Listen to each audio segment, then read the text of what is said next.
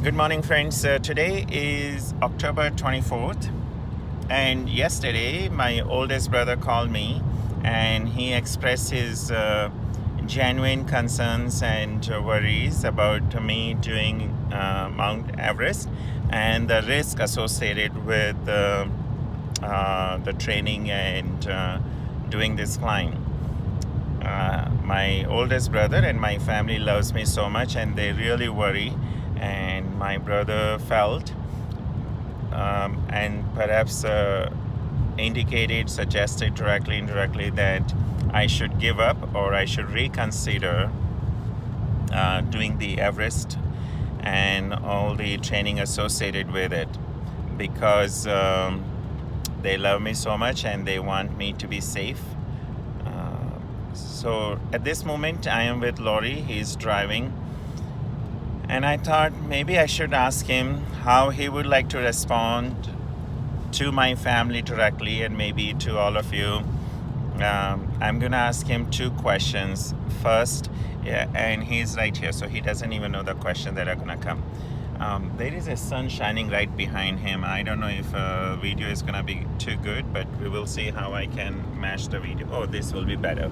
Okay. Here. I'm going to keep my eyes on the road, though.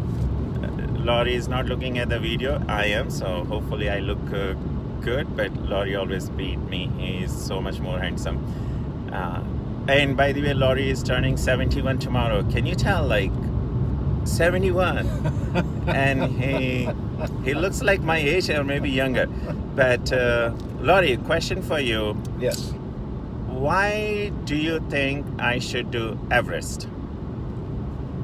Okay, a number of things are very clear to me after being a guide for close to 50 years now. So the first thing would be you're actually taking the preparation for going to Everest serious. That's a huge difference between many people that I've met that get enthralled with climbing and interested in it. You're actually committed to being prepared, not just physically, but psychologically for what going to Everest is all about.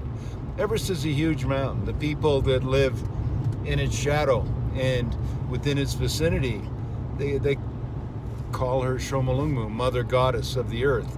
They believe that that mountain and that area is imbued with the spirit of this planet. And when I first saw Everest, it touched me deeply when a Sherpa told me the name Shomolungmu. We don't call it Everest, he said. We call it Shomolungmu, Mother Goddess. I think you understand that. You get that you're going to a very, very powerful mountain and a very powerful place. And with that in mind, you are following what I've suggested would be the proper approach to going Everest, which is develop a relationship with the mountains before you go to the master mountain, the biggest in the world. And that's what you're doing. You're committed to going out every weekend. You have alternate weeks where you call your Everest week, and you commit to learning knots, climbing techniques, maintaining your physical fitness, getting stronger and stronger as each month and week goes by in preparation for when you go to Everest. So why should you do it? Well, Yes. You've taken care of the motivation. You're motivated to go and do it. You're committed to preparing for it the correct way.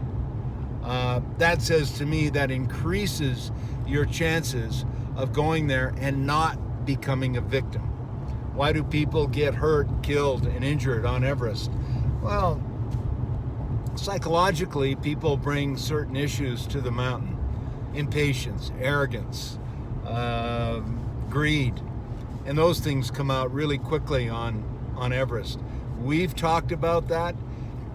We've practiced things in the mountains, like we're going out today. When we left where both of us live, it was 18, 19 degrees below zero. There's hardly anyone on the highway. Not many people are going out today. We're going out to practice how to be good at what we do in the mountains, no matter what the conditions are like. That's how you prepare for Everest.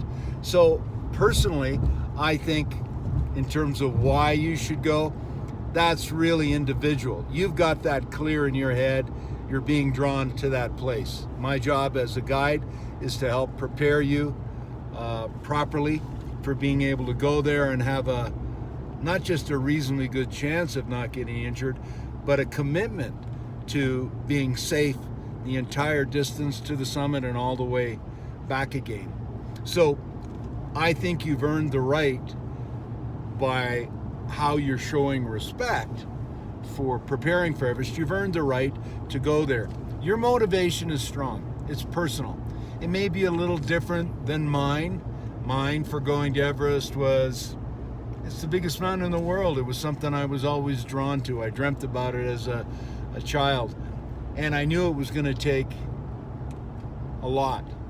And so I was prepared to give more than my best on a daily basis. So I see that in you too. You're willing to give your best, and you really try. And when you go in the mountains on your own by yourself, you've shown good discipline, a commitment to other people as well. You're safe. You look out for yourself and you look out for others. And you've turned back when the situation has been one that you didn't feel right in or safe in. That shows you got good common sense. That's what will keep you alive on the mountain. And it may be important, we'll talk more about it today, to understand that different people have different needs. And you've got a need for adventure. You like to be involved in things that are bigger than you, that have an element of risk. Not everybody has that same need. And so the people that worry about you, your family, maybe don't have that need for adventure. And so all I can do to help them understand is reassure them that you're preparing for this adventure correctly. You're doing it responsibly, just like how you handle other people's investments. They come to you because you're good at what you do and you know your business. Well, I'm not the best, but I think I know my business in the mountains, and I feel proud to go out with you on a regular basis because you're taking this serious and you're getting ready the right way. Even re-examining how you're going to go into the mountain when I suggested, it's a little more work, but I would take the long approach. Like it takes a little bit longer, might have to allocate another 10 days, 12 days, but it's worth it. Just to show respect as you're going in and build up yourself physically and mentally for what's coming, rather than helicoptering in and being at the base of the mountain in 8 days. So the fact you're open to these different ways of looking at approaching Everest reassures me that you're creating good karma for yourself. This kind of respect for the mountains will pay off when you go to Shomalungu, Mother Goddess. Okay.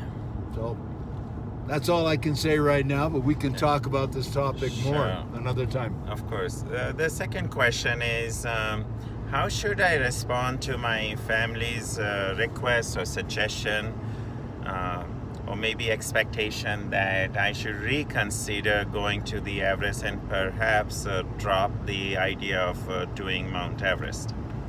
Yeah, that's tricky when you're dealing with people that love you and your family. I think it may be helpful to remind those most concerned that you're an adult.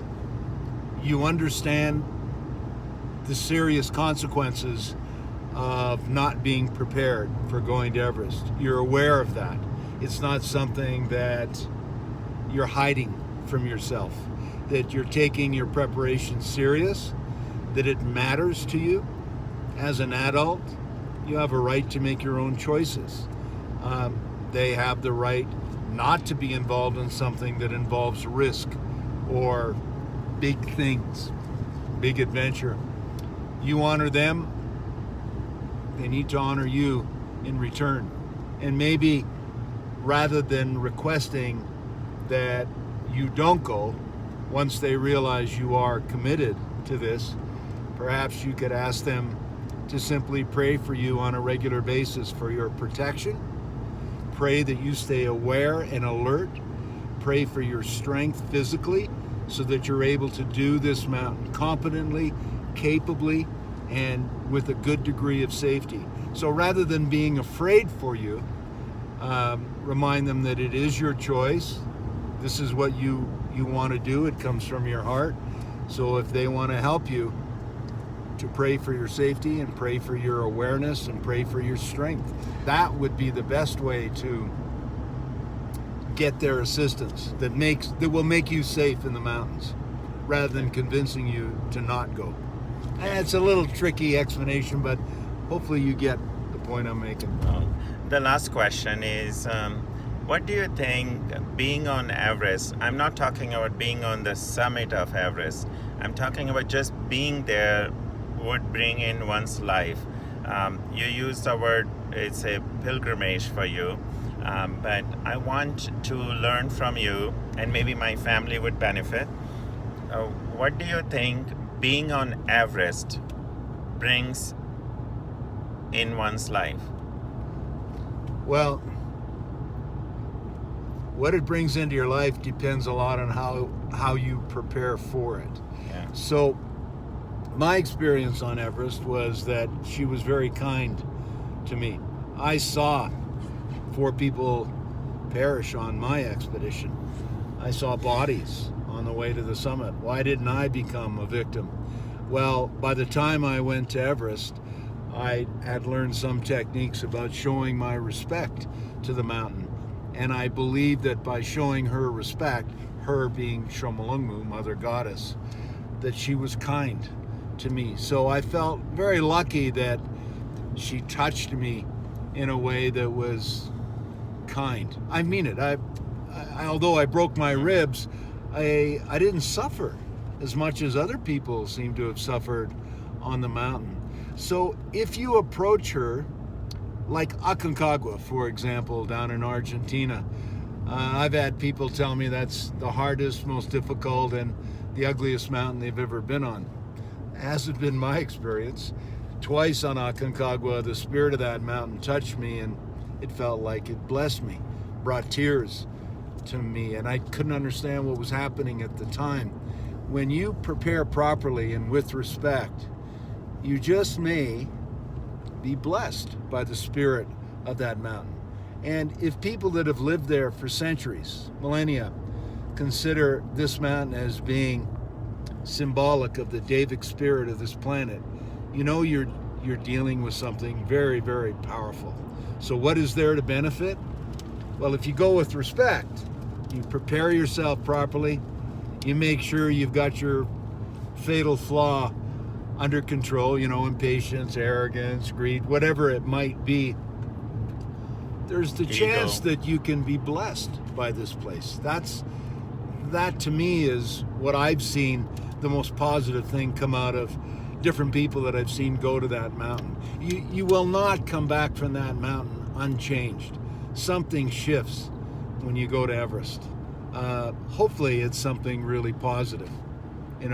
If you go there with fear, apprehension, greed, pure ego, it sets the stage for bad things to happen. If you go there with humbleness, respect, and having prepared yourself, it's fertile ground for something very positive to take place for you.